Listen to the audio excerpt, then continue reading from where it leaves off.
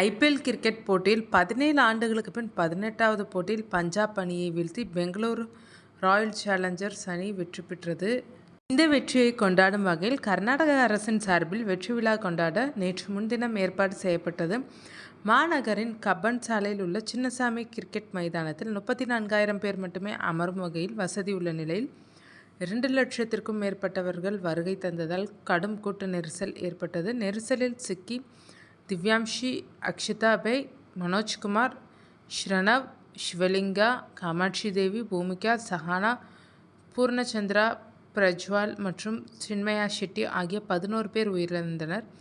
இது தொடர்பாக Royal Challengers Bengaluru Karnataka cricket சங்கம் வெற்றி விழா ஏற்பாடு செய்த டிஎன்ஏ ஈவெண்ட் மேனேஜ்மெண்ட் நிர்வாகம் மீது கபன் பூங்கா போலீசார் வழக்கு பதிவு செய்துள்ளனர். இதற்கிடையே பெங்களூரு மாநகர போலீஸ் கமிஷனர் ஆர். தயானந்த் மற்றும் உயரதிகாரிகளை சஸ்பெண்ட் செய்து கர்நாடகா முதல்வர் சித்தராமையா உத்தரவிட்டுள்ளார். 11 பேர் பலியாக காரணமாக இருந்த ஆர்சிபி நிர்வாகிகள், கர்நாடகா கிரிக்கெட் சங்க நிர்வாகிகள், நிகழ்ச்சி ஏற்பாட்டாளரை கைது செய்ய முதல்வர் சித்தராமையா அதிரடியாக உத்தரவிட்டுள்ளார். மேலும் சம்பவம் தொடர்பாக ஓய்வு பெற்ற நீதிபதி குன்ஹா தலைமையில் ஒரு நபர் விசாரணை கமிஷன் அமைத்து சித்தராமையா உத்தரவு பிறப்பித்துள்ளார். 30 நாளில் விசாரணை அறிக்கை கமிஷன் தாக்கல் செய்யும்.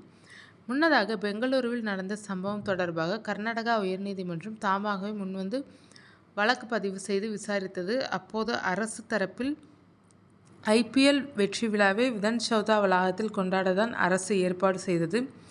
ஆர்சிபி வீரர்கள் சின்னசாமி கிரிக்கெட் மைதானத்திற்கு வருவதாக தகவல் கிடைத்ததால் ரசிகர்கள் மைதானத்திற்குள் நுழைந்தனர். அங்கு ஏற்பட்ட கூட்ட நெரிசலில் 5 பெண்கள் உட்பட 11 பேர் உள்ளனர்.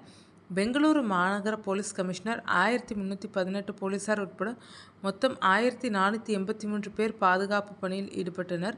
2.5 லட்சம் பேர் வந்ததால் கூட்ட நெரிசல் ஏற்பட்டு தவிர்க்க முடியாத சம்பவம் நடந்துவிட்டது என்று தெரிவிக்கப்பட்டது. அதைத் தொடர்ந்து தற்காலிக தலைமை நீதிபதி வி. காமேஸ்வரராவ் தலைமையிலான அமர்வு பிறப்பித்த உத்தரவில் பெங்களூருவில் நடந்த சம்பவம் மிகவும் கொடுமையாக உள்ளது. மனித உயிருக்கு சமூகத்தில் மதிப்பு இருக்கிறதா இல்லையா என்ற சந்தேகத்தை எழுப்புகிறது. இந்த சம்பவம் தொடர்பாக முழு விவரம் கொண்ட பிராமண பத்திரம் தாக்கல் செய்ய வேண்டும் என்று மாநில அரசுக்கு நோட்டீஸ் அனுப்ப உத்தரவிட்டனர்.